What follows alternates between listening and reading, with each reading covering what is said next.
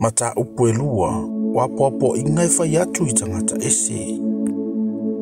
A o oe, ia e tau tala antu I mea tusa male mata upu e o lai. Whai atu I toia ina ia mata ala I lantou. Ia whatoia ina, ia whautauta. Ia whamaoni le whaantuatua, ma le alofa, ma le onusai. Ia whapena fo ilo o mātutua. Ia amio I lantou I le amio atua. Awana I whaatua upua. Awana I whaapolonga ina I lantou I le waina. A ia whai maa o I mea lelei. Ina ia lantou o atu I whawhine muli, lantou te alolofa atu ia lantou tane. Ia alofa atu ia lantou whanau. Ia whautauta I lantou, ia le ngao ia. Ia tausi lelei o lantou ainga. Ia anga lelei, ia usiusita ia atu ia lantou lava tane. Ina nei upu le anga ina le afionga le atua. Ia whape foi ona e apoapoa I atu I tau lelea. Ia whautauta I lantou.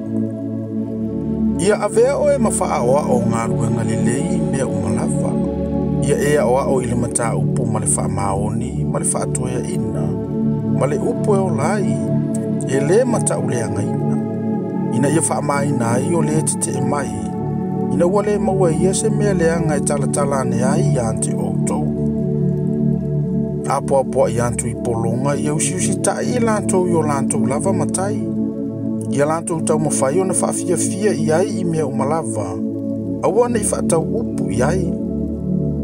Awana I lantou ngaoi. A ia whaalia I lantou o lantou whaamaonia I ai. Ina ia vi I ai mea umalava taluo I lantou le mata upu le antua. Lo tantou whaaola. Awao le lofa tuno le atua. Ua au mai ai le o la tanga. Ua whaalia mai lea I tangata umalava. O loa awa o mai ai ante I tantou. Ia tātou te ese ma le whaale matau antoa matu ina nau whaale lalolangi. A ia tātou no nofo ma le whautauta, ma le amio tonu antoa ma le amio atua I le nei o langa. O whaatalitali antu I le whaatuatua e manui ai. O le whaalia lea o le pupulo o le atua silisili. O lo tātou whaolo Yesu ke wise o lea. O le na fua ina mai o ia mo I tātou. E tongi o la I tātou ai le solitu la fono malava.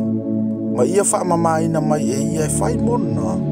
O lona lava nuu e ma ele ngā I ngā ruenga lelei. Ia e tautala atu ia mea. Ma apoa I atu. Ma oa I atu ma le pule lava. Aua ne inosia oe e si e tasi.